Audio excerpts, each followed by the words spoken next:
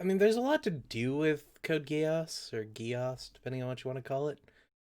The only problem is there's like so little actual content you would have to homebrew almost everything, which is something else I'm dealing with this one, but at least I get a little bit more because Bandai actually likes IBO at the moment. Awesome. Cool. You might hear a bit of the other noises, or if it clips a little bit, let me know. I can turn it down a little bit.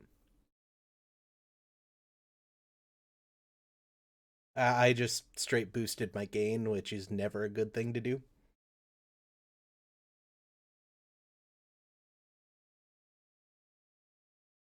But yeah, so once we get the technical issues out of the way, I'll actually start talking about it.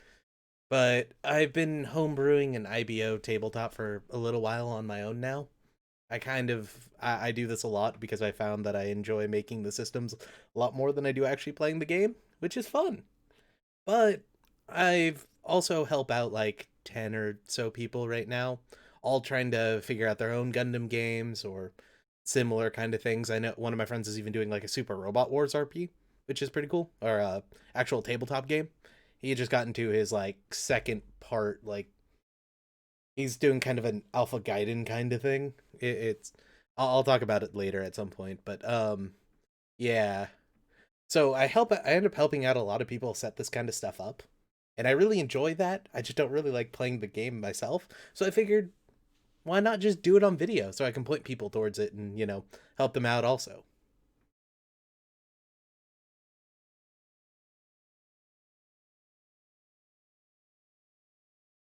Yeah, so just so you're aware, the actual audio is about 40 seconds behind chat from what I can tell. So if I'm responding back in kind of weird ways, it's because I'm allowed time to go on a tangent, which is never good for me. But yeah, I really enjoyed the first season of IBO. That's when I started my first game of IBO, like back in early 2017, I think. It was a long time ago, and I just kind of made up a bunch of stuff, and it was a lot of fun. But I stopped about maybe, I think it was like episode 13 or 14 of season 2 after the nausea stuff, and was like, I'm going to wait to see where this goes before I continue on with it. And then the rest of my group had some family stuff happen and some other stuff happen, and the game kind of fell apart. And I've just been sitting on this game for year and a half now, trying to do something with it. It was before Gecko, before the ending of the second season, and all that kind of stuff. If you guys watch my Crossrays video, you know what I feel about the second season of IBO. I'm not the biggest fan, but it is what it is.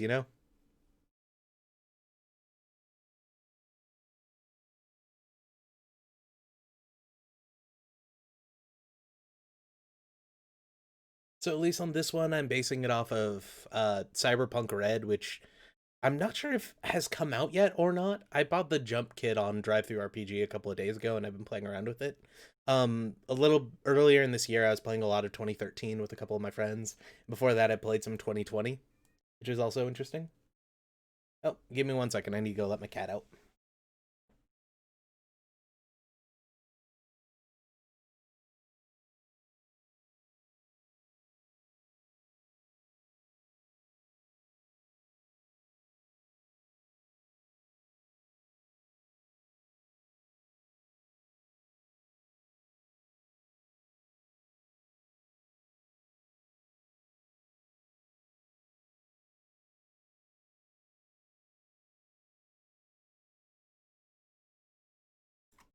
Hey, Mac, how's things?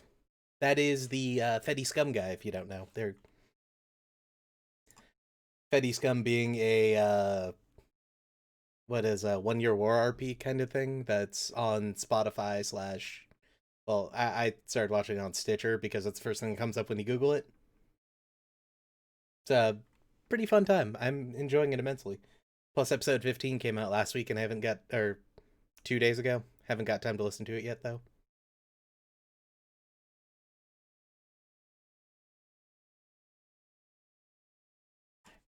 Yeah, as far as the balance between the two games goes, I've actually kind of found that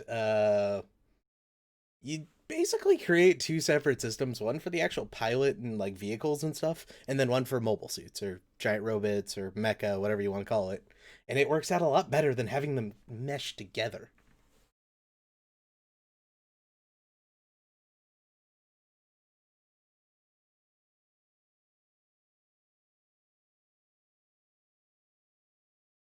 Hey man, or mage of life.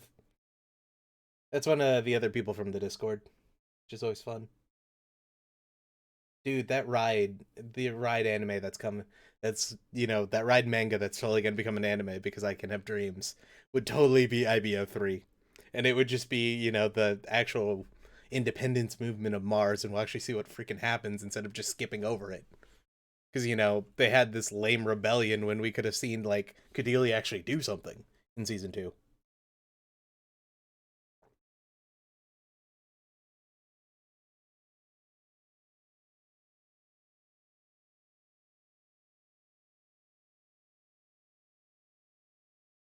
Yeah, I looked at Lancer right when it came out, and I had a couple of friends who were friends with the artist, so I got a couple of sneak peeks on it. It was okay, but I found like I'd end up having to homebrew the entirety of the world.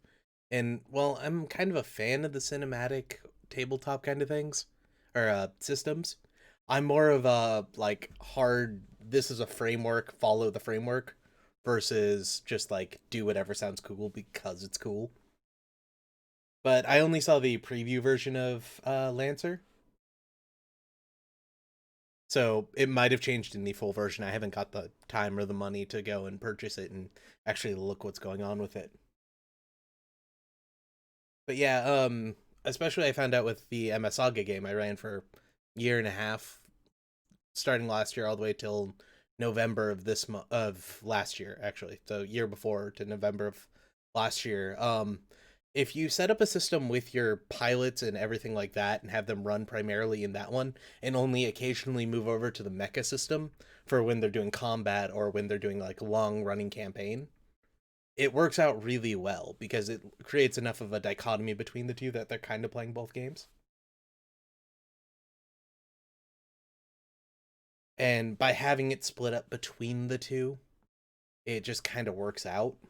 I have a lot of my like some people think more in their actual person character and some min max in the combat side, and you get to the point where like their actual characters they won't worry about min maxing as much, but with their combat or with their giant robots they optimize and figure that kind of stuff out. So it makes combat really fast and pitched and actually like feel weighty versus the non-combat stuff where it just kind of feels like they're playing the game. And how I like to run it is I like having high damage, low HP, and high dodge. So you get really good at like hitting people and striking first. So you have this kind of like pulpy noir style of actual character play, while you have this heavy, like drawn out tactical mobile suit side. But this really, really works because of my group more than it would just from the system itself. Like the system itself was absolutely horrible, and I pointed out many times. But that was all my fault. I was very green at the time when I started writing it, and I cut way too many corners thinking people wanted other things. And it became like halfway through into a survival sim. It was real bad.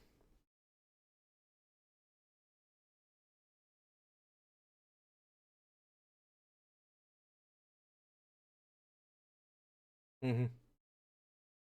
Especially like things with beam sabers in UC, it's just like, do they cut through everything or do they not cut through everything? Because last episode they did, but now they're clashing with Heat Hawks. They didn't though, like yesterday.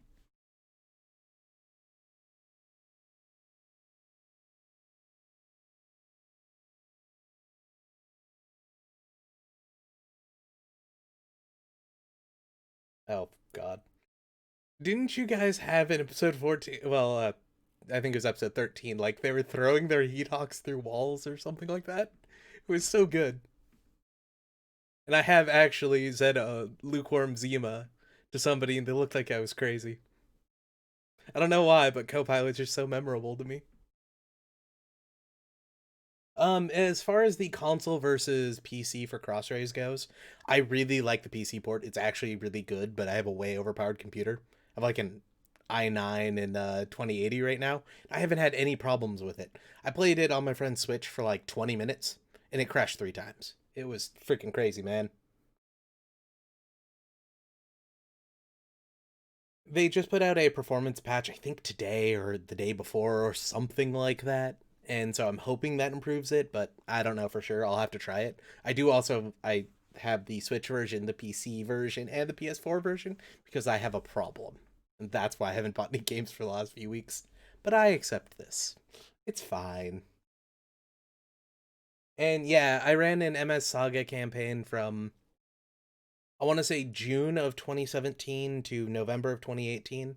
It was that my own homebrewed world version of North America from the MS Saga campaign, or from the actual game that I was talking about. The unicorns are on one side; they're kind of a anti-technology meritocracy turned into a religion where they're throwing people out, they're destroying technology. While on the East Coast, there's the G system and all of them, and they're slowly rebuilding the world around them, and everyone else is tribals. The in the South, they uncovered a G system and had like pirate ships, and were becoming like a naval power. And in the North, Russians who were being forced out of their land by Eisengrad, who was taking over and pushing everyone out, had to cross the pathway between the continents, and so it was kind of like seed land up north where you're getting it was intrigue between the Russians, the redcoats who are the natives of there, and then the Inuit tribes in the far north who were uncovering technology that had been frozen for like 1,000 years under the ice. And the players started in the center of the continent in a inactive G system that they had found, that a group had found, and was pulling as many mercenaries as they could in to kind of to salvage all the areas around to try to restart the G system to start a war against what they called the demons, who was basically the Devil Gundam and the Death Army, who are coming around and killing people, integrating mobile suits like they do in MS Saga. But the Devil Gundam hadn't been heard or seen, and no one knew what it was. The only reference they had to it was this computer simulation where it had been fought, where you find out the Battle of Chicago. And beyond that, we hadn't got very far before the game kind of fell apart because of some real life stuff when I switched jobs the other day. Oh, sorry about that. I meant to hit view and I hit delete. Uh,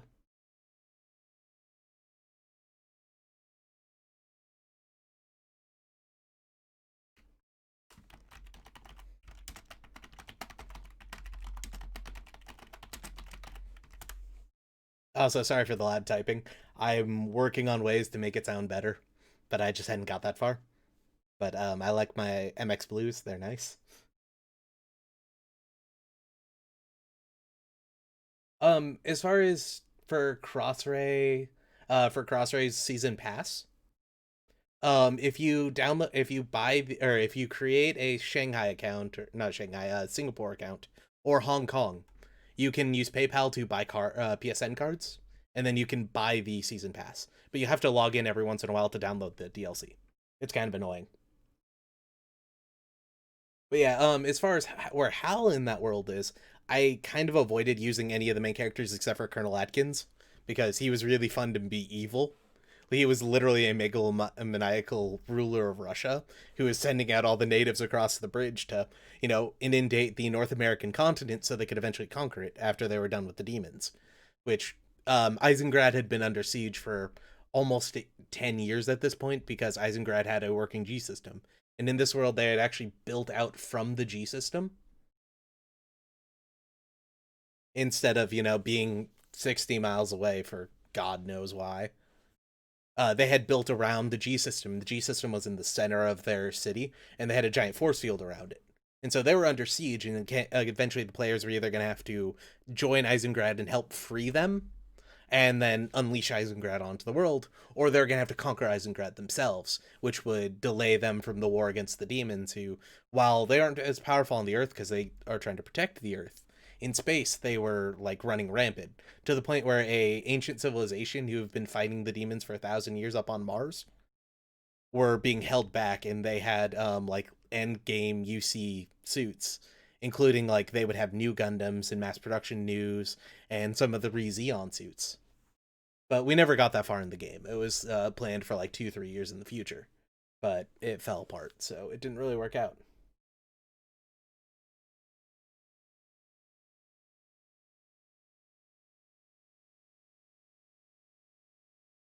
But yeah, that is the overall view of my MS Saga campaign. One day I'll go more in depth about what had actually happened and what I had built, but we'll do that after I get some of this done because I'm pretty sure I'm gonna get about 5, maybe 10 streams of this out total before I just stop working on the system and start working on something else. unless people force me into doing more of it. But I can dream, but I don't think that's going to happen. But anyway, Rhezion is definitely insane. It is a bunch of play clones taking over Mars for no other reason than they can. Also, Monch is in it. I just found that out recently. Ah, yes. How much of Mechton I am gutting? All of it. Like, well, most of it. I'm not using a hex system because I thought about it today, and hexes are dumb and hard to make. Mainly, it's just hard. But I'm streamlining, or the only thing I'm actually keeping is I like their targeting system, like just doing measuring it in squares instead of measuring it in distance, because distance is arbitrary anyway, because every square is the same distance. So 60 feet is just 12 squares if they're all 5 feet. So why not just use squares? Makes it easy to count. Yeah, so I've talked about this a little on end with on Twitter and a couple of other things, but Mechton Zeta is the greatest RPG for creating mobile suits or mecha. I keep calling them mobile suits because my Gundam predilection, but it's great for making mecha. The actual game is horrible, like it's super bad. But I found out why. Apparently, Mechton Zeta's world is based off of Cyberpunk, and a lot of the systems are very similar between Cyberpunk. But I hadn't realized the same company had made the two games. So I was like, well, I like Cyberpunk, but I don't like Mechton, and I wonder why that is. And it's because they took the charm that is how slow and monotonous Cyberpunk is, and tried to make it into a mecha game where it's all anime. So in Cyberpunk, you get shot and it takes you like 6 weeks to heal because it's realistic, right? But you're going to be training in botany at the local college while you can, because you can start growing drugs and start selling drugs on the street while you're healing. In Mechton, you can learn botany, but it's not going to help you because you're fighting giant robots all the time. You're not doing anything on the planet. Why it's even a skill, I don't know. Like, if you homebrewed it as a skill, fine. Like, I do stuff like that all the time. But it doesn't. And, like, you want to be in the mech in Mechton, so the character creation is pointless. But everything's focused on the character and not on the mecha.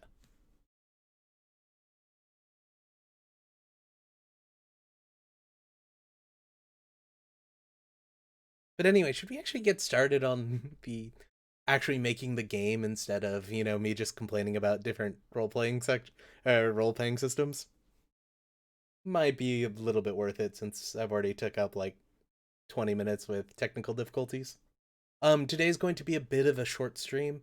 In the future I plan on doing this on Mondays, probably from about 7 to 9 or 7 to 10, depending on what works for people, and I might do it on weekends if the Monday streams don't really work out. But today is just like I knew there was going to be technical difficulties and I was going to fail at doing a couple of things. So I'm just outlining what I want this system to be about today.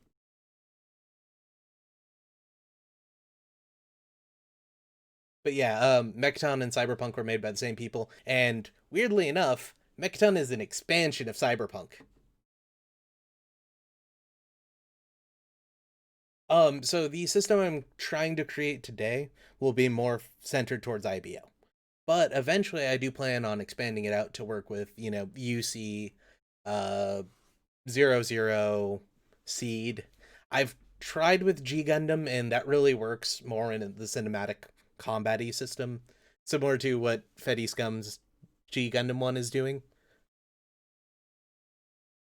Like, I've tried to get G Gundam to work, and I also can't really get Wing to work unless your thing in Weed is in Wing is fighting against the Gundam heroes or G Unit stuff. But it's kind of like, so Wing has to be a civil war because it doesn't work any other way.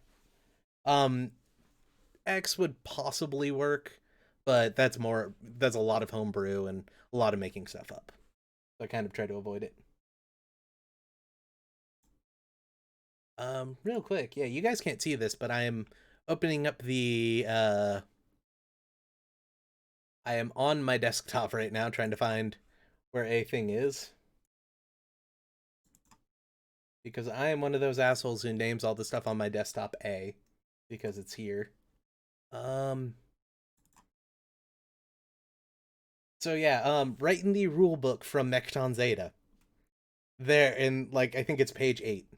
You get by the end of the era, the mega corporations such as the International Electric, Militech, and Petrochem, Militech being corporatized by the United States after the Fourth Corporate War, we'll get onto that, stood alone as the only groups capable of large scale organization and activity. They soon consolidated their power and went on a rabid campaign of development to every corner of the globe. The net spread as far as Mars, but while they represented some measures of structure and control in the world had gone wild, or in a world gone wild, they also sponsored a rapacious mentality of consumption, waste, and lack of social responsibilities. They plundered rather than planted, and used rather than integrated. Thus, the next crisis the world would face would be predetermined by the corporation's very natures, i.e., that is the Fourth Corporate War, where Militech and Arasaka went to war over some submarine company for some reason that they really wanted. And they fought proxy wars up until Night City, which is the city of Santa Monica in California, but it extends from the sides of San Francisco all the way down to LA. The Arasaka Tower in there got hit by a mini nuke.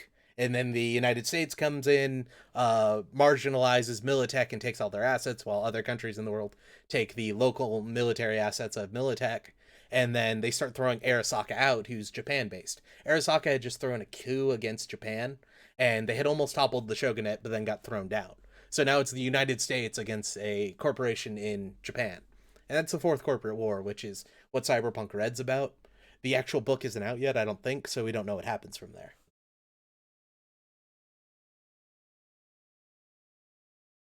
Yeah, yeah, so as far as onto this actual thing, probably if I keep the recording and post it up, which I think I'm gonna do, this is where I'll cut it. But anyway, folks, hello there and welcome to kind of a new thing I had an idea for. I've been thinking about doing something like this for a while, but I've been lazy and I've been trying to get used to streaming again. And yeah. So this is an idea. So I really like making RPG systems and I really enjoy homebrewing stuff and making my own junk. But I'm not a big D&D fan.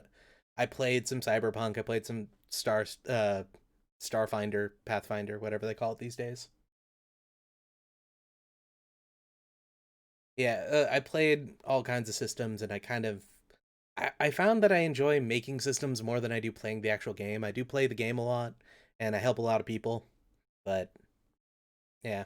So I decided that instead of helping just random people create homebrew games and staying in my own dark corner, I'd finally get out and start helping people do this all together. So I've been working on this IBO game for years now. I just haven't been doing anything with it recently. And so I'm going to be expanding out what I want to do with it. This is just going to be a short stream today because I have some stuff planned for in about an hour. Uh, Night, Pedro.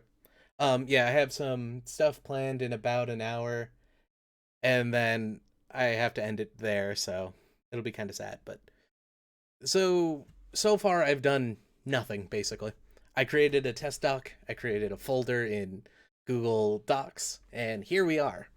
So I should start this with the iteration though, with the knowledge though that this is an iteration of a system I had already created about 2 years ago. A lot's changed since then, but yeah. Anyway though, so welcome folks, and now I'm going to go back to being distracted by chat. Um, hey Deathbringer, how's things? If anyone's wondering in chat, which I'm not recording at the time, he just made a joke about Kenny. Kenny was one of the characters from the MS Saga game. He was a rather short, diminutive character who every time he had to pull a gun got a 20. And then he got turned into a demon and got infected and was getting to the level of awakening that is DG. Which is something, well, we'll probably have AV included in this game. So right now what I have in front of me is just a what I want to happen or what I want to go over in making this stuff. It's not a list that we'll follow and we'll probably jump around to various things, but these are the 5 sections I do. I generally pick, like, I do this one myself. Like, I could go pull up my MS Saga one, but I'm not going to. And this is the exact same thing that I did with that one. It's how are we going to do character creation? How is combat going to work? That's the biggest section. The equipment list, which is the monotonous section, it's kind of the annoying one. The already established lore and technology, and how they're going to mesh together if you're combining worlds. And then world building, which is my own personal stuff to go on top of the lore and technology. I like to separate the two so I don't get mixed up or confused and think one thing is another thing, because I've done it before where like I'll make something up lore wise to make it make sense, and then only to find out that it doesn't make sense and that I'm getting that mixed up with the actual story.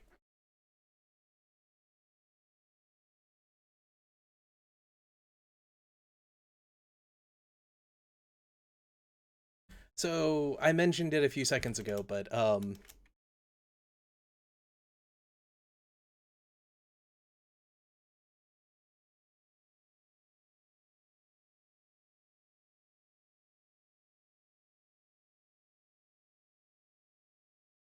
one of the important things will be how AV is going to work in the system. Like, will you get AV? How do you choose to get AV? Does everyone get it? Does only select people get it? Which is probably the system I'm going to be using. What's the benefit for not getting AV? And then there's also the Gecko stuff of other augmentations. The mechanic, who I can never remember his name, I think it's Yorbe, lost his legs in that Gallahorn incident that they never talk about, and we all want to know what happened. And so he has 2 metal legs. RJ in the shuttle accident lost his hand and I think his ear or something like that. And he was able to use that to sync up with a mobile suit just like AV could. Volko had that chip implanted in his head, which allowed him to pull knowledge from the area, the net, basically. Like, what are their cyber eyes as well? Maybe robot ears? Could you have a super nose for that matter? And then, so I'm going to sub this into going other augmentations.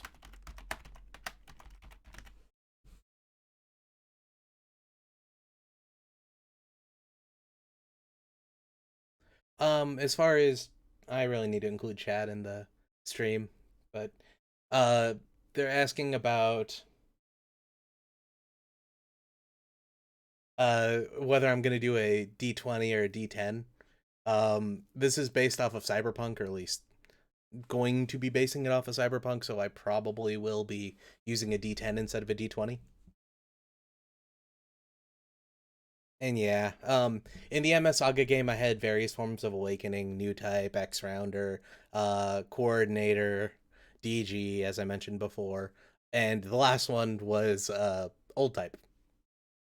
The fun thing about old type was that you got it by killing uh, new types, coordinators, all that kind of stuff. So no one actually went for it, but it made you super powerful by giving you 2 feats per level instead of one, which allowed you to get really powerful really fast. The only problem is it was kind of the late game one because you kind of had to reject all of the other awakenings and just start killing people,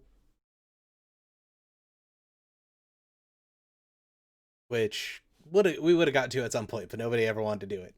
Which is kind of sad because I had a cool storyline where you would realize that new types are just crazy, coordinators are cheaters, DG people are weird goo monsters. It would have been exciting, but eh. Maybe one day I'll make that, or I'll write that system out and we can have some fun and you guys can experience all that I did for that kind of stuff. But yes, it was definitely old type master race. But like, so in game I had this character who was going to become a new type. He was going to become one. He was literally one freaking session away from becoming a new type, and he decides he wants a new character. So I gave him this weird kind of vision quest thing where he goes into the past and starts talking to this weird redheaded boy who was telling him the things about the future.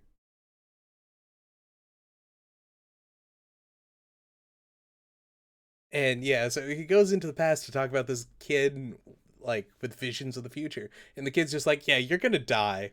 Like, dude, just go away. Like, you don't want to be here. Just leave." And he leaves. And then he decides to play another character. So we never got to experience that, but it would have been so much fun. Oh well. Getting distracted again though. Yes. Like full on brain in a jar kind of thing, like Ein in this. I'd kind of want to steer people away from doing something like that. It would be interesting to do, but it would be the kind of thing where you could only be a mobile suit unless somebody carried you around in a jar. So I'd want to avoid a character from doing that, but I mean, we can make rules up for what's going to happen if we do that. I wouldn't mind doing it just for fun. Make it kind of like so I was thinking about this on the way here. So there's technology, right? There's what everyone else knows about in the lore and what the normal people know about. Then there's also the forbidden technology that you're not supposed to know about. Mobile armors, dance life, integrating yourself into a giant robot, and becoming an AI yourself.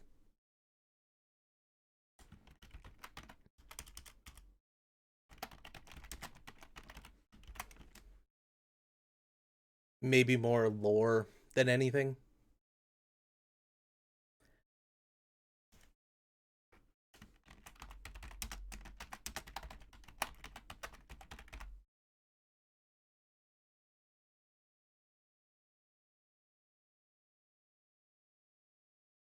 Um, would I ever stream the MS Saga tabletop?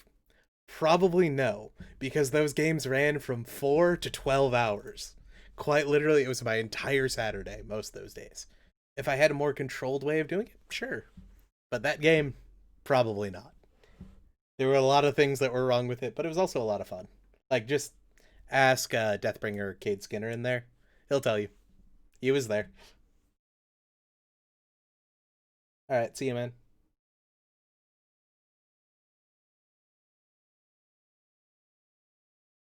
So as far as possession goes, if you had gone full DG or started the DG Awakening path, which was kind of a chain of quests to get you as powerful DG up to the point where you're like Master Asia, there was actually a chance where you could connect yourself to the Hivebind and get taken over. Um, so we didn't have a lolly in the game. We had a Shota though, and our Shota just happened to be a gunslinger who would kill people. A lot of fun. Um, all right, so is this really going to be just me talking about my MS Saga game? Because I am okay with that. Though I think a couple of other people actually want me to, play or talk about creating the game, which, yeah, I probably should do. I know. But I like talking about it, dang it. This is also why I create edited content on YouTube and not like just me talking stream of thought because I get distracted a lot. As far as new type lollies go, no. But I did have a plan for that. One of the new type people that they're going to meet was going to be a 8-year-old girl from the Mars civilization who got knocked down to the planet and who was just hanging out in the middle of a field waiting for the players. Had they killed her, that would have been fine. It would have ended a quest chain. Had they not, they might have been able to get support from the Martians for the war against the Death Army, which I was planning on culminating into a battle against the Devil Gundam. Guess what the Devil Gundam was? The moon.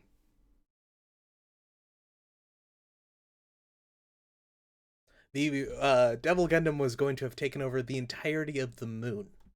And they were going to have. It wasn't going to be, you fight the Devil Gundam, you defeat the Devil Gundam. It was going to be a dungeon inside the Devil Gundam. But sadly, we never got there. It would have been fun, though. Yeah, no problem with asking questions. I am completely fine with it. I just know some other people might not be, so I'm gonna try to keep on track.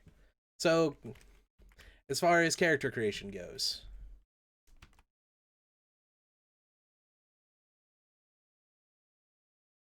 um, so first off, there's always the fun stats.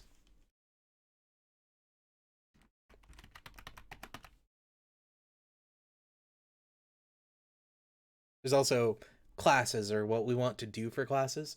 So if we so if we base this similar to how Cyberpunk does it, you have a class which gives you a special ability and then 8 selected skills that you're good at because of what you do. I don't really like that system. I like it being more freeform. I'm okay with you pick a class that gets you an ability, and that ability does something. But once you get that class, you're free to choose whatever you want beyond that. If you guys want, we can do classes though. I'll leave that up to chat. But yeah, from what Amac's talking about, I was looking at like Dark Heresy origin paths. So you start out. My idea was you start out. Who are you? You where were you born? What are you about? Like, are you former Galahorn who got disgraced and you're now working in the slums in Mars because you need a job and that's the only way to make money? Or it's the only way you found to make money. Or are you secretly actually a spy for Galahorn who's pretending to be that, like Gaian was? Or were you a space rat like everyone else? Do you have AV because it was forced on you? How has that affected you? And what skills did you learn while being a space rat? Were you born in space? Were you did you live on one of the traveling convoys of trade ships, similar to Akihira's family?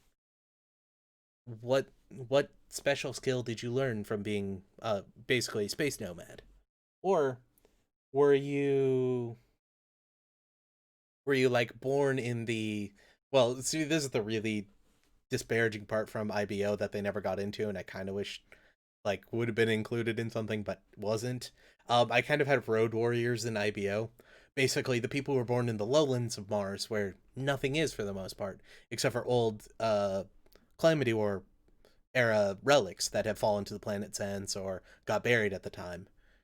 But in the lowlands of Mars, where it's just a sea of eternal sand running for 38% of the continent, there are groups of people, former bands of soldiers from the Calamity War who got abandoned there because they had no reason to get picked up and had never come back to civilization. People who have fled and created full on clans in this sandy terrain. People who live hard to the ground. They don't believe in society, technology. Well, they heavily believe in technology, but they don't believe in society or working with people. They see civilization and what our civilization represents as monsters. Like they don't view this highly at all. So you have the nomads, but for whatever reason, you're forced to leave your tribe, your family, the entire world you knew, this horrid dark place that you loved, to go back to the city full of these monsters and face all these things that your forefathers had left.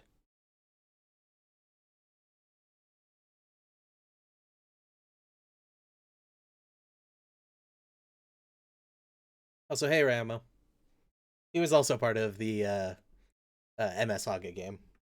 But yeah, and then besides that, there's an entire planet that no one's talked about in IBO yet. Two, in fact, but we'll get to the second one later. There's a whole planet that we know so little about, and I was trying to think what goes on in Venus. So what we know of Venus is that it's basically been abandoned because Mars and Venus were going up against which one would be terraformed. And they chose Mars because it was cheaper and made sense. Versus Venus, which is a giant pain in the ass to terraform and a waste of time for the most part. So all we know is Venus is full of prison colonies or prisoner colonies. Basically, Venus is Australia. But then there's also rich people who build Venice on Venus. Like, what's the dichotomy there? Like, are there some prison colonies that mine gases out of it and some of the higher or larger mineral complexes? And while there's also themed colonies up on the other side where, one is Venice, one's Berlin, there's even one where they act like Revolutionary War soldiers. Like, is that a thing? I should actually be writing this down. I want that one. I forgot the shortcut for it. Mars, Venus, nomads. Like, so you could be born on Venice, and what's going on with Venice? Why is it no one talked about? So my original idea had been on Venus, not Venice, but Venus, but it's basically Space Venice at this point. On Venus, there's a stark dichotomy between, there's the super poor and the super rich. There's no real middle class to maintain it, except for a few technicians who are mostly brought in from corporations from Earth and the moon and all that kind of stuff. Also, moon, that's important. We'll get to that a little bit later. So there's a big class divide between the two, and there's a rebel army on Venus, right? Did you guys know? Because they never bring it up. And since Erd Hunt isn't out yet, we don't know about it. But there's this big rebel army. So my idea was there's a ton of like resource collection colonies on Venus. You know, some people are mining gases, but then there's also the like rich people. It's a full like live in escape. Like you get to an area that's just like a continent sized colony that's North America, and people pretend to be part of the Revolutionary War. So you have the rich people pretending to be, you know, revolutionary soldiers while people are literally dying on the colony next door. So you have this big rebel army that's forming from raiding the rich people, stealing their stuff, raiding Gallowhorn, which doesn't care about Venus at all, but we'll get to more of what's going on there later. And then they're hiring from the poor side who, like, people are being freed from prison to join this army. So you have this massive rebel army of even like child soldiers, and then who are fighting against private military companies that are paid to protect these colonies.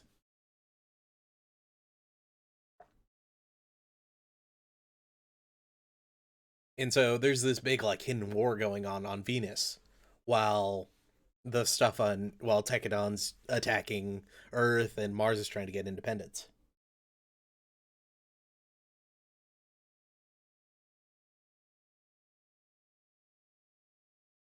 So that was my idea for that. There's also going to be like if you're a Martian born poor, like you grew up, you're just like a step above the basically these people are forced to be here, child soldiers and people who are just left there. And that was one I never really could figure out what's going on with that one. I never got deep enough into it, so I just kind of ignored it. There's also yeah, I've covered former Gallahorn. There's the colonies like Dort or Avalanche. Like they're just positioned in the five Lagrange points.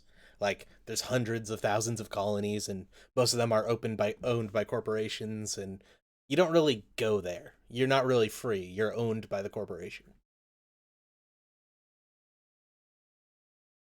And so, you know, you could have been born on one of these hive worlds basically if you go by dark heresy terms. Yeah, you were born on this hive world. All you've done all your life is work and try to survive. But you're free now. Like, how do you handle this? This structured life that you've known for forever, and you now are free to do whatever you want. You could literally sit there and die if you wanted to, and no one would care. Unlike before, where you dying was a hit to the asset of the company. Oh yeah, I did have a Tewas class as well.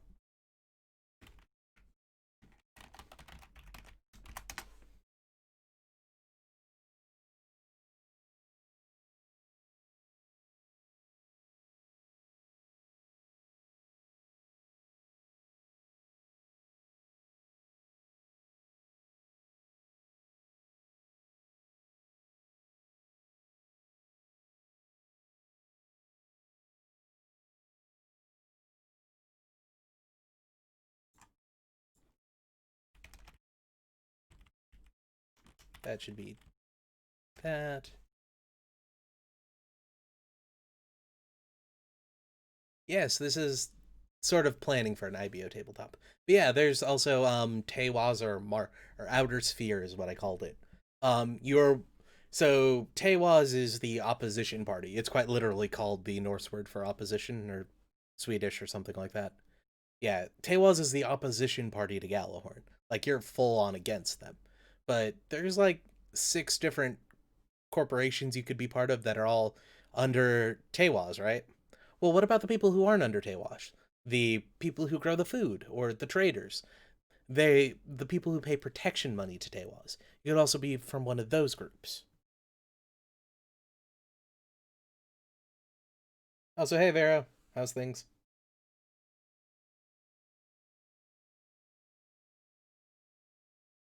Yeah, so there's like an opposition group to Tewas. Or not an opposition, but Tewas is the opposition. But there's also side groups to Tewas. Like the people who don't exactly work for them, but like you're born on a ship in the outer sphere, and you've the only thing you've grown up like the authority you've known has been Tewas, and that's not a thing out here. Like yeah, they're the mafia. They control some things. They control the money, But there's this other group, Galahorn. They're like Tewas, just they believe in the rules. It's not what can you do for me, but these are the rules and what can you do for society.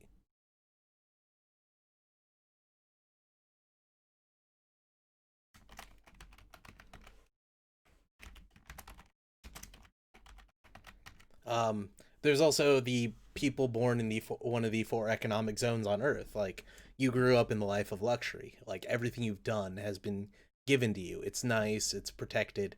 There's no war, no threat, no nothing. But for whatever reason, you've decided to venture out of your home, and you've come upon Mars. Like you found the bottom of society. How are you going to handle that?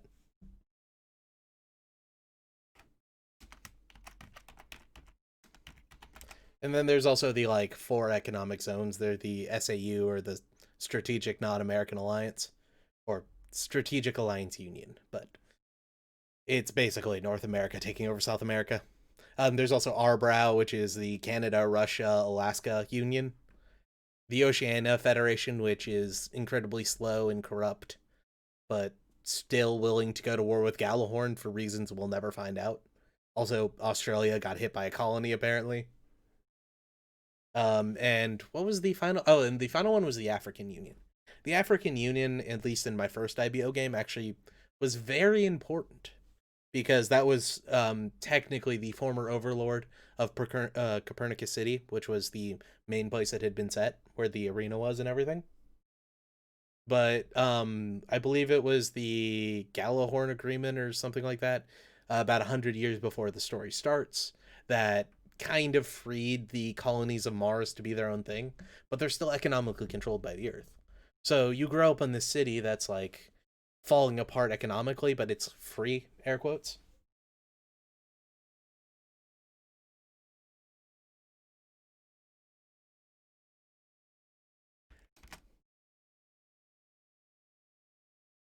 That being said, someone mentioned in chat Gundams. That was my biggest issue with the with the IBO game, was literally getting icons for people to have Gundams. So that was the thing I was running into, is like token issues. Like if you wanted to find a Gundam, I would give you one eventually if you did your quest right and you didn't completely fuck everyone over. You'd eventually get a Gundam. I had no problem with that. The only problem is you would have to find a token for it, so it didn't happen. But that's why I've been trying to find an artist to do it for me. Um, so the thing with like any Gundams is you would have to uncover it. Like in my original game, I had the wasn't Abignor, yeah, it was Abignor actually, the Scarlet Knight mobile suit. Basically, it was Floros with a sword, because they had released what Floros was, like the pictures of it, but the actual game, or the actual like story stuff, hadn't happened yet. This was around episode 8 or so when they had just dug it up, and it's like it's painted crimson, but it had a two-handed sword instead of guns on its shoulder. What the players were going to find is it had its like a giant special metal sword impaled into the head of an MA. And if they would have moved the Gundam, which the only thing they would have saw when they had entered into the cave was the cockpit just sitting there with a dead body in it. After they removed the dead body, if they had tried moving the mobile suit, it would accidentally wrench up the sword, and the ground would begin to shake around them. The roof above them would shake and shatter open, and all you would see is this giant metal dragon fly out from it and off into the distance.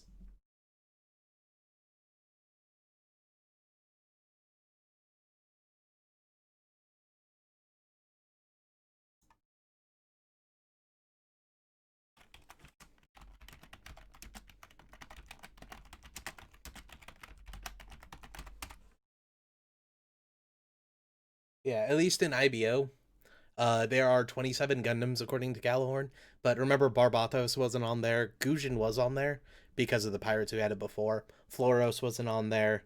Weirdly enough, the Astaroth isn't on there, even though it's owned by a Galahorn family.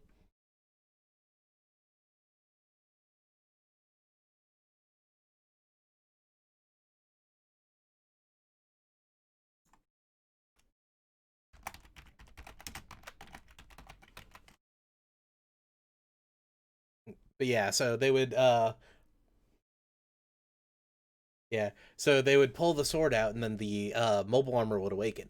But the mobile armor wouldn't actually try to engage them. Instead, the mobile armor would realize the situation it was in and go flee to try to find a less defended place so that it could go harvest materials, which it would have problems doing and would be really slow because it lacks plumas. But as soon as it could get enough raw materials and everything, it would start producing plumas, which would make harvesting materials, getting fuel, and everything faster.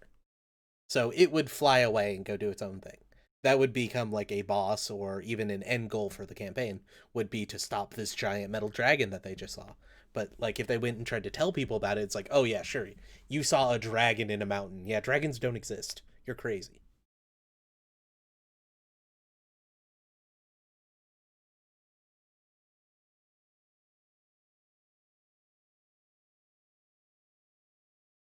So the players would have got the Abignor. One of the other players had only wanted a graze, so I had given him a graze like the session before it ended. It was real sad. All right, night, Darian. See you later. Yeah, we've only actually seen 12 Gundams all over IBO if you count the additional stuff like Survey or Sire from Gecko, and a few other of the ones that are only slightly mentioned, like the Falk family and the other Seven Stars family that doesn't have a name. Wait, they do have a name. We also didn't see Carta's issue Gundam, but those are implied what they are. So there's been 12 implied Gundams in it that we've seen.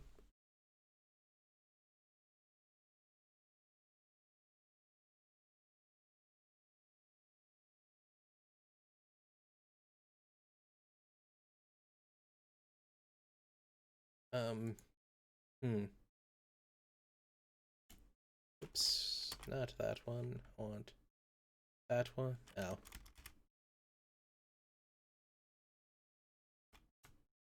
yeah. See, I shouldn't have had that as the last one. Oh well. I is can fix. Um, God damn it.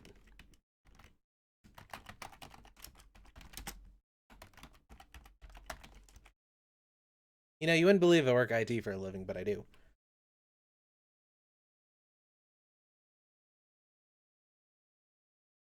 But yeah, the starting equipment, starting money, starting gear, whatever. I also had this cool idea of like your origin or your class determining skills you'd get, and also what money and what teaching you had had. Because most of the skills you would start out with would be related to what kind of education you had. So, like, say you started as Galahorn, or former Galahorn anyway, because you technically could be part of Galahorn, but you wouldn't be, at least to everyone else. You would have high teaching, but because of how you had to leave Galahorn, you would have yeah, you'd had really good teaching and have a bunch of skills. But because you'd have to leave Galahorn, you wouldn't have any materials to go on. You'd probably have very few favors. You probably burned all the bridges you had. You'd probably actually have more. You'd probably owe more to Galahorn than you had got out from it. So you'd have no money, but you had a bunch of skills. Versus like, say you were Earthborn, you'd have a ton of money, but you never grew up in challenge. Like, you didn't care. You didn't have anything to worry about. So your skills weren't very high.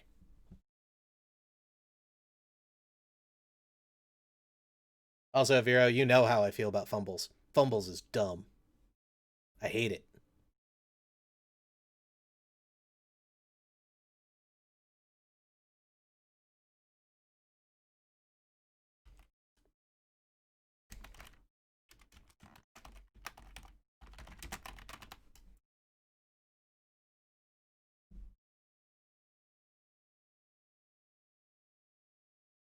Mm-hmm. There are only 9 Valkyria frames actually made. Helmlig and Reinkar being 2 of them, and the Outland being the third. But there are only 9 ever made. But with a game like this, honestly, my thing is, yeah, 9 were made in the initial run, but Galahorn made more sense. Oh, fumbles are when you roll a one on the when you roll a one on a dice, you roll on a separate table to determine what kind of fumble you had. Like your gun would jam or it'd explode, or you'd hurt yourself. 99% of the time I hurt myself when I roll a fumble. So you turn a key in a lock, you have to roll a pick lock skill. You fumble, you break the lock and cut open your hand. You now got 4 wounds. It takes 3 days to heal those 4 wounds. You did that 3 times in a row.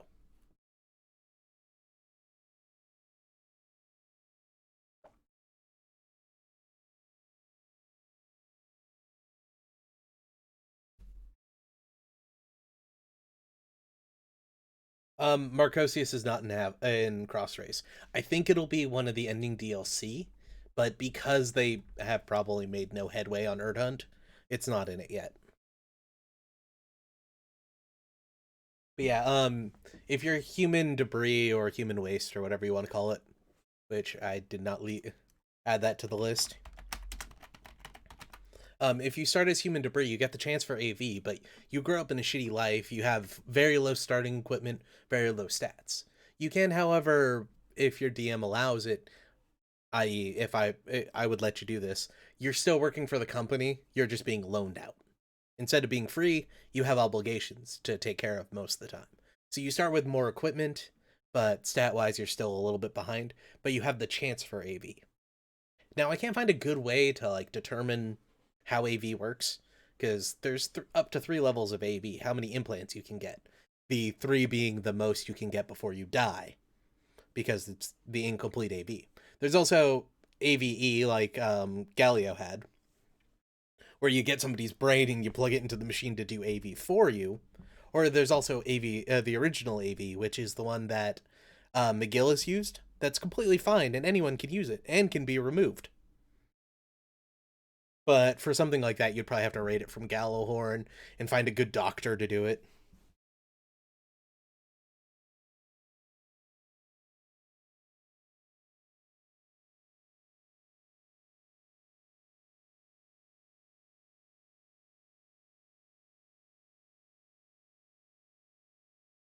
But yeah, as far as like rolling a one goes, generally I have your gun jam. Unless you do it twice in a row, then it explodes. But yeah, it should be determined up by the DM, not by some sort of table that's very static. Plus, because of how Roll20 works and how I've been playing games, like I get so many more ones than I get anything else. But yeah, hmm. So yeah, we got stats, we got class. I explained origins a little bit, AV, starting equipment, starting stats. Um,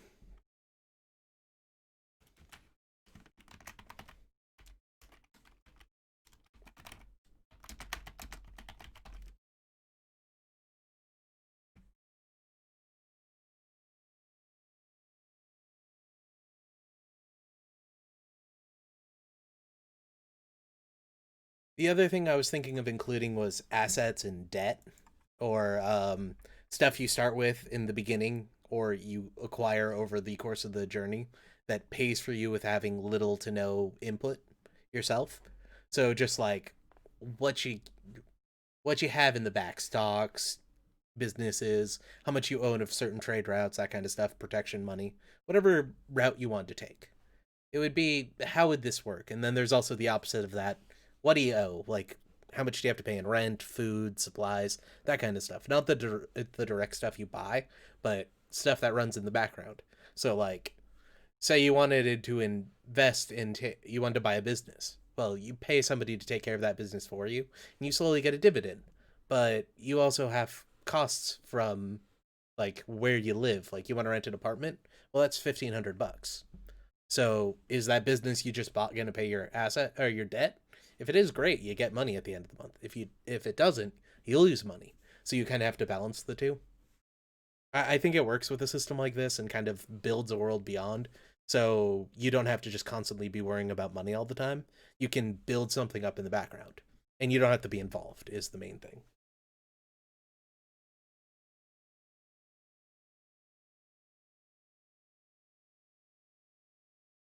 But yeah, Vera, remember how I had AV in the MS Saga game? Or at least how I was planning it? Like, on level 1, you get a +2, on level 2, you get a +4 to dodge and that kind of stuff. I was thinking about something like that. Like, so as a human debris or as a Venetian, well, as a Venetian, you get the option of level 1 AV, but as human debris, you can get up to 3 if your constitution is high enough for, or endurance or body or whatever we end up using. So for level 1, you get a -2, but you get a +2 to dodge and a +2 to shooting. So it's incredibly worth it. Well, at level 2, you get +4 to dodge and +4 to shooting. but you only get a -3 con. At level 3, you get a -4 con, but you get +6 to shooting and to dodge, which makes you unbelievably good. The only problem is you now have a -4 to Constitution, so unless your starting Constitution is like 10, because I was using a D10 system, you would have 6 if you were at 10. If you were at, like, say, 8, you're now at 4. You're the human average is about 3. So you're just barely above the line. But say your Constitution's 5, it's now at 2. You're stupidly frail. Like, you get hurt when you bump your knees into a door. And, like, by hurt, I mean really hurt. So it's kind of give and take. Like, you become good at mobile suit combat, but you're not going to be running distances with guns. Like, you're just flat out. Like, you can't run anymore. Sorry. That's what I was thinking of doing.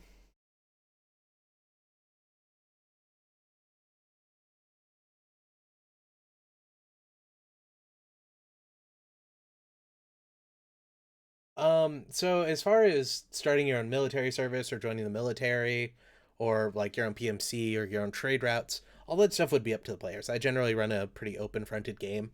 Like, I set you in the world, I give you some quests to do to figure out stuff, but I let you choose what to do.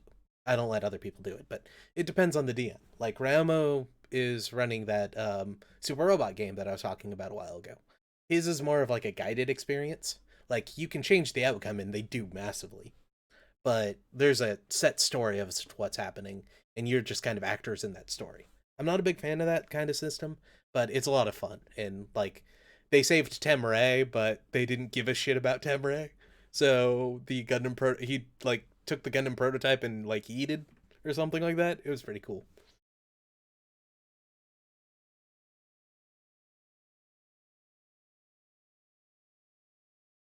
Oh, and then the other thing I was thinking about doing was obligations or favors and obligations, which I think is from Call of Cthulhu, but I could be wrong. But it's basically so when you create a character, usually rolling from one of these tables, which I hate roll tables as well, but I'll explain that a little bit later. So you roll and you get certain things, and either you get a benefit or you get a minus. Well, how I like doing it is in I think it was Call of Cthulhu or one of the earlier versions or something like that. Um, when you create your backstory, you just kind of like, you're this kind of person. This is where you grew up. Something happened to get you into this weird, different world. Well, if you want, you can, like, say you take out a loan. That's called an obligation. You owe somebody this money. Well, you take out a loan of like 10 grand.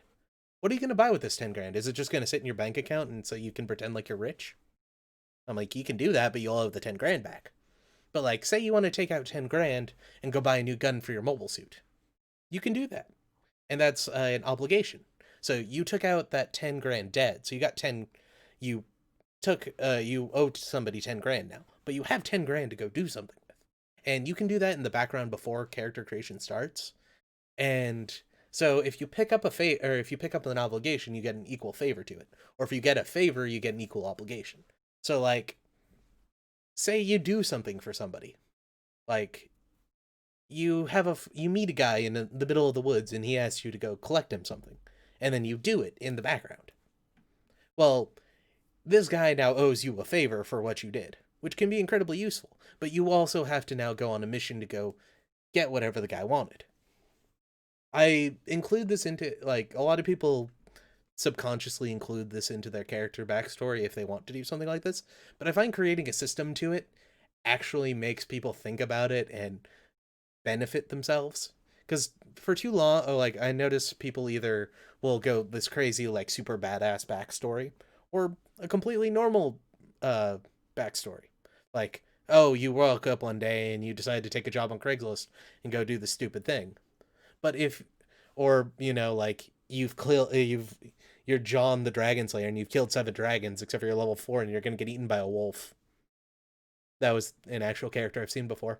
But if you institutionalize this or make it part of the system, it's like, oh, I could roll up a favor. Like, I could take out a loan, or I could get help, or I can even get somebody to owe me something, and for just an obligation. And it actually creates a backstory kind of to your character.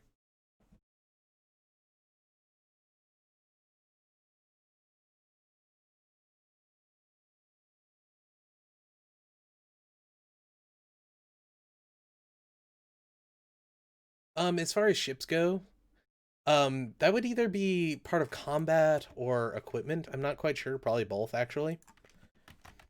You can. I would let you start with a ship if you rolled good enough in the very beginning. Or you want to spend most of your money, or even take out, like, say, a loan or something to afford a ship, which could be useful to the players. But there's also the thing in IBO, you really can't destroy a ship. You can steal a ship, you can't break it though. So if you had combat and, like, say you guys grabbed a ship, well, you now have assets. Congratulations. You could either turn around and sell that for a shitload of money, or you could keep it and use it for what you needed. You could become a pirate if you wanted to, or a trade fleet, whatever you wanted to do.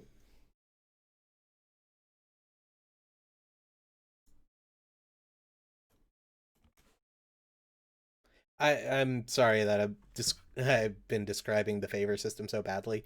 I'll write out what I mean and I'll eventually include it in this doc and it'll make a lot more sense. But I find it helps the players to have to, like, actually write down, yeah, you can do this. You don't have to try to talk the DM into it. You can do it. You just have to take an equal obligation to your favor.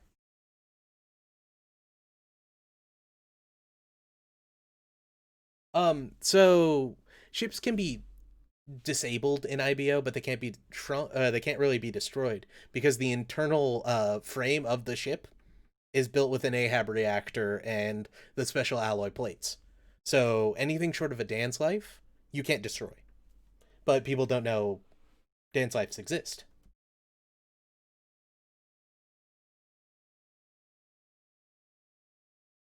And Ariolith, I think I'm pronouncing that correctly.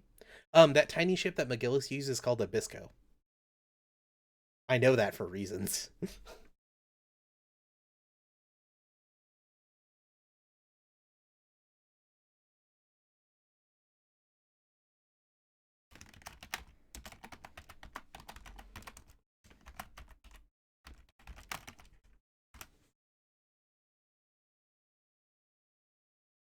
Yeah. Technically, if you really, really, really wanted to, you could sink a ship. It would just be very hard. You're actually more worth it to capture the ship, kill everyone on board by, like, venting the oxygen and then prying out the reactor, which would make it a useless hunk at that point.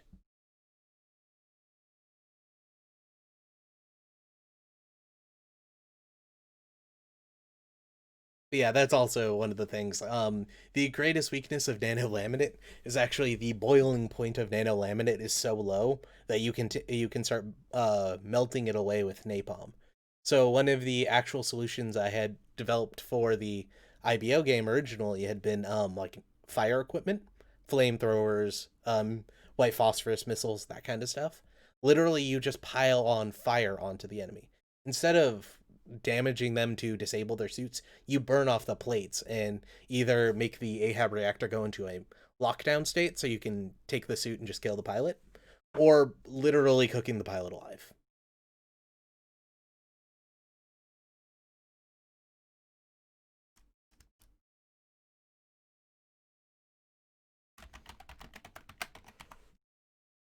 I spelled that wrong, like way wrong. Oh, and then there's everyone's favorite, mobile workers. I actually created a couple of things for mobile workers where it was kind of a secondary combat system to the player system. But, there was, you could ride around on cars and, fire machine guns at people or have a tank, all that kind of stuff. I thought that would be fun, and the show really doesn't go on about them. They're kind of a step up. Like, you start with a mobile worker and you go to try to get a mobile suit. You find a Gundam or something, like they did in the original thing. But I kind of like the idea of, like, a determined enough mobile worker pilot could actually take out a mobile suit. You just need two or three. And you'd have to have timing and work well together. I think it'd be cool.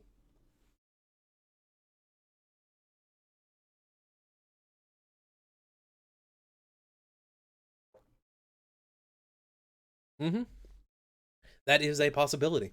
I also had one of the ideas for a mobile worker that had a, like, barrel of gas on the back, or like pitch or tar or something, that you would just lob at the enemy. And assuming you hit the enemy with it, you would have somebody else light them on fire with it. It was kind of the support weapon for the mobile worker.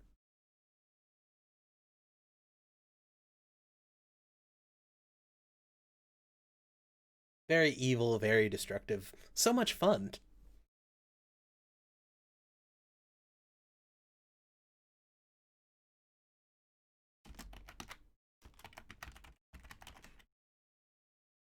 Um,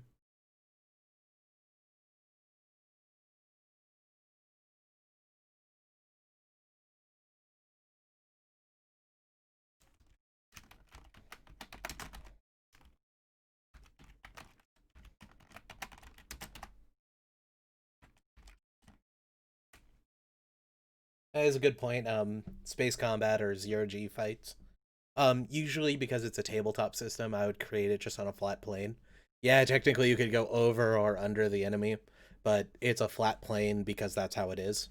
I found that in like certain games where you have multiple levels for the space, it's either better to stay on one plane or players get way too confused. Like I tried developing a grid system at one point to like, oh, say you're on you're on H8. That means you can hit G or what was it? You're on H8. Well, you can hit down, which is the G layer, and you can hit down or around below you or above you. But it's like, I don't have a 3D model to make this work. It's on a flat screen on your computer. So having multiple layers in space doesn't really work. You can try it if you wanted to, but I wouldn't suggest it.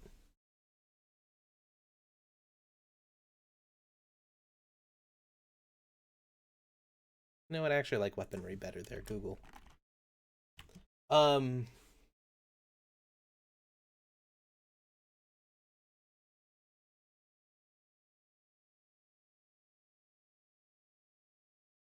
yeah, kind of like cross rays would work. As far as different ammo types, I do have that as a thing, or at least for mobile workers, I did. Like the cannon, you could have high explosive rounds, which would do damage to mobile suits parts, or you could have incendiary rounds, which would light people on fire, or you could have the normal rounds, which are basically anti-personnel because it's a tank.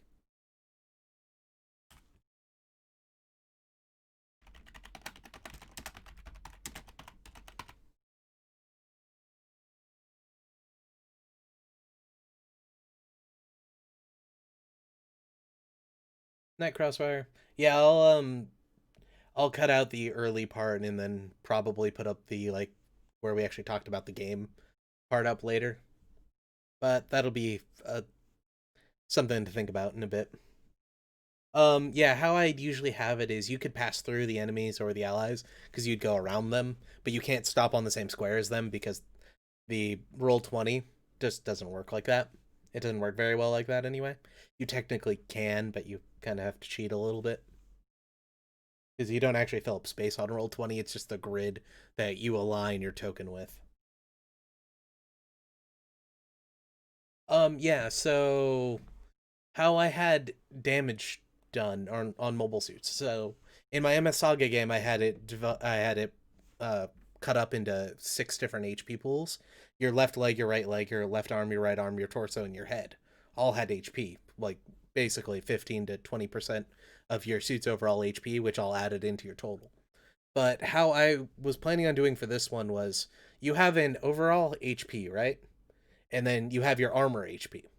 Your armor HP is how much your nano laminate can take from physical damage, like slashing it off or fire burning it off. And then you have your core HP, which the only way to really damage core HP was to get in close with melee weapons, because instead of attacking through the plates, you could start prying the plates off or smashing them up.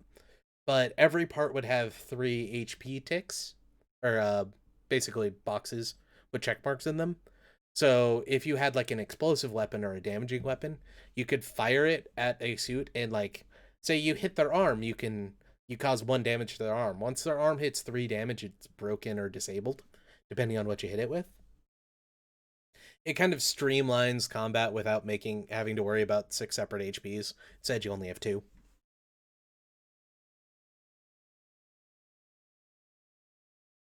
But yeah, that's the thing with mobile workers. It's like if you wanted to think tactically, you could take out mobile suits with them, and I really liked that being a concept. Like instead of them just being useless like they are in the show, like if you got 3 together, you could take out a Gilda. You couldn't take out 2 Gildas. 2 Gildas would kick your ass Gildas being the construction mobile suits that have the nail guns and the crowbar from Crossrays. So if you wanted to, you could take them, you could bully on a single one and outnumber them and eventually kill them. But as you start getting more mobile suits, it becomes a bigger and bigger challenge. So you have to start moving up with your enemy. But the cool thing about it is, so say you kill the enemy mobile suit. You don't kill it. You just crush in this cockpit. Or you destroy the armor. Either you have to replace the armor, or you have to replace the cockpit. The suit's still there and still intact. So by defeating a mobile suit in IBO, you don't destroy it, you take it. That's one of the other things I wanted to go over was salvage. I honestly don't know how I'm going to do that. That is always just, I make it up and it kind of works sometimes. That's one of the things I want to talk about, or probably maybe even have part of a stream about. Like, just talk about it.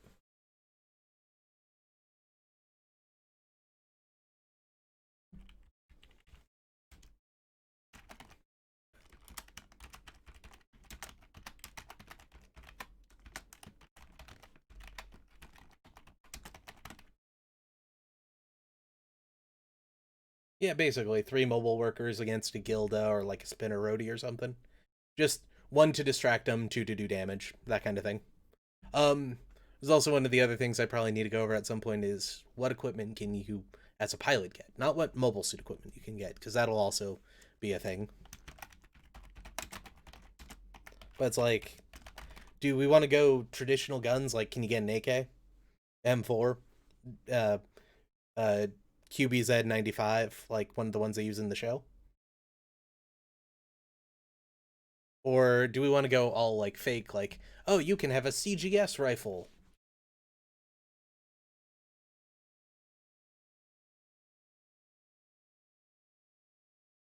Yeah, so in the IBO game, I had used metal as a currency because you had this basically non-working G system in the back. It had the stuff to make one thing into anything else, but you needed fuel to do it, and they had lacked fuel at the time and a couple of other things, and the systems were kind of messed up. So instead of having a currency of like gold or silver or anything, which they also did have that the less advanced people used, they used metal as a currency. So you would trade ancient bills that just equal a certain amount of like scrap metal.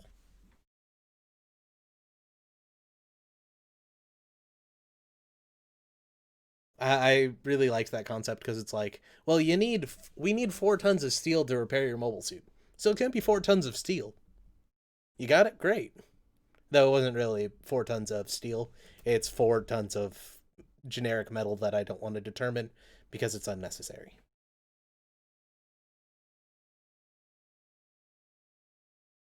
Oh yeah, I wouldn't legally have it as like, or I wouldn't. Technically, I legally could have it as an AK-47 because the copyright's up on the AK. Though it was generic enough in the '60s to where there wasn't really a copyright for it, which is how the Type 9 or the Type 56 is still legally in copyright. But yes, my favorite thing about Crossfires is, oh hey, look, a pistol. But yeah, it's like back to pilot equipment. Like, so here you can have an Arbrow rifle 47. Arbrow owns Russia. It's an automatic killing machine. Yeah, it's an AKM 47. Yeah, Deathbringer. The armory was a G system.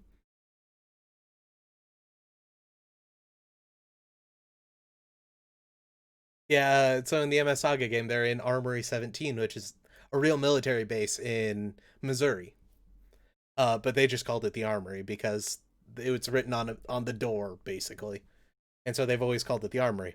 Well, as it turns out, the Armory has this giant underground complex, which is its own city, and underneath that is a development board from SNRI, and there's a couple of other things under there. Well, if they went and explored a little bit of the background, which they did, they see these giant crucibles that were pushing them into this big, wide open area with a metal column in the center. The column is all the way down, though, so they don't know what's going on. But if they would have got power and charged the facility and started exploring more, and once the system had started getting built up, they'd find out that the entire time the resistance that had been fighting the Death Army was in the G system itself. They just couldn't power it because how the hell do you power those things?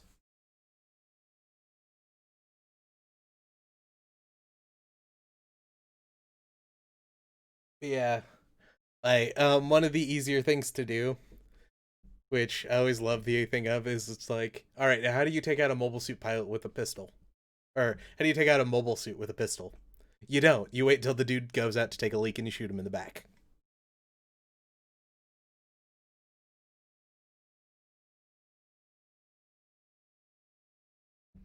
Yeah, that's always the easiest thing. Is it's like, yeah, just kill him. Like, you have this scoped sighted rifle, right?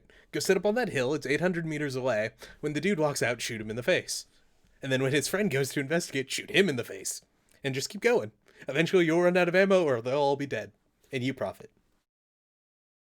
And if you don't have enough bullets to kill them all, what you do is you grab your rifle and you hightail it and run as far as you can and hide. Eventually, they will come looking for you, but they will have no one to watch those mobile suits. So you now ambush the people watching the mobile suits. You get less of a reward, but you're still good.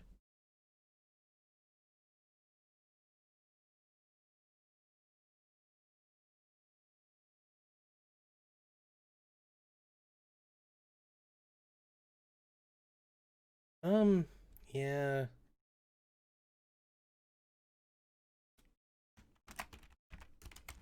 Oops. Earth.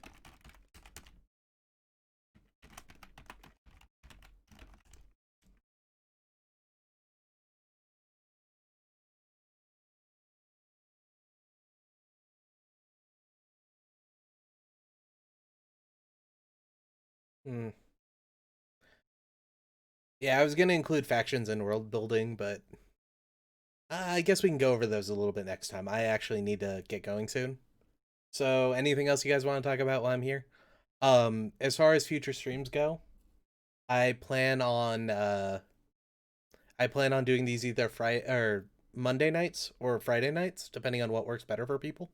And I think it'll be about 2 hours, maybe a bit more. And what I'm gonna do is I'm gonna try to at least hit one of these bullet points an episode, maybe a couple if we can, maybe like 20 minutes of bullet points or something, and we'll slowly start building up this the system. Once I actually start working on this too, I will put out a Google Doc somewhere on the server or something. I don't know. I'll put out a Google Doc with all the information so you guys can comment about how my grammar is bad and my spelling is bad, but still have fun here and there.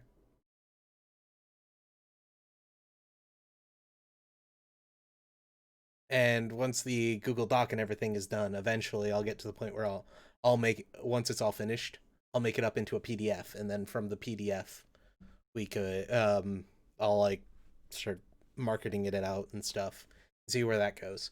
I don't plan on charging for anything like that. I just want to create a system with mobile suits in it that kind of works to my specifications, and so and have fun while creating it with everyone else.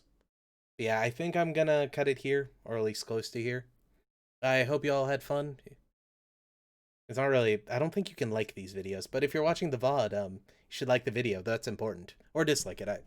It's the same thing to me either way.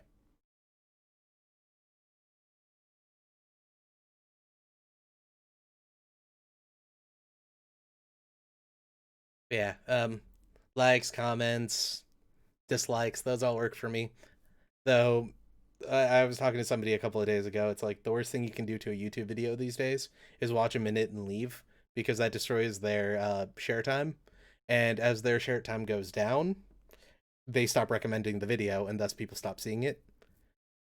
So if you want to, you've already watched too much. So yeah, you can always do that in the future. Anyway, though, folks, good night.